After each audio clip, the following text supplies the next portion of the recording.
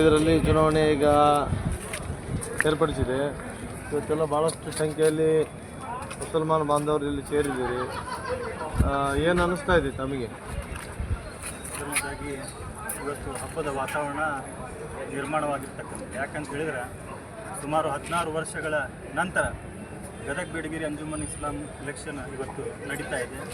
ಅತ್ಯಂತ ಶಿಸ್ತಿನಿಂದ ಮತ್ತು ಅತ್ಯಂತ ಖುಷಿಯಿಂದ ಎಲ್ಲರೂ ನಮ್ಮ ಸಮಾಜದವರು ಮತದಾನವನ್ನು ಮಾಡಿರ್ತಕ್ಕಂಥದ್ದು.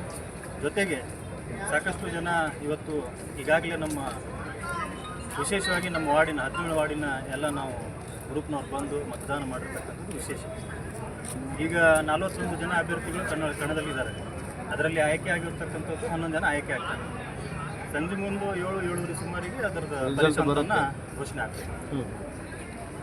ಅಂದರೆ 11 ಜನದಲ್ಲಿ ಅಧ್ಯಕ್ಷ ಉಪಾಧ್ಯಕ್ಷ ಯಾರಾಗ್ತಾರೆ ಅನ್ನೋದು ಏನಾದರೂ ಅದು ನೋಡ್ರಿ ಅವ್ರು ತೀರ್ಮಾನ ಮಾಡ್ತಾರೆ. ಮೊದಲಕ್ಕೆ ಇದು ಸದಸ್ಯರು ಮತ ಹಾಕ್ತಕ್ಕಂಥದ್ದು ಇವತ್ತು 6,200 ಚಿಲ್ಲರ ಮತಗಳು ಇವತ್ತು ಚಲಾವಣೆ ಆಗ್ತಾವೆ.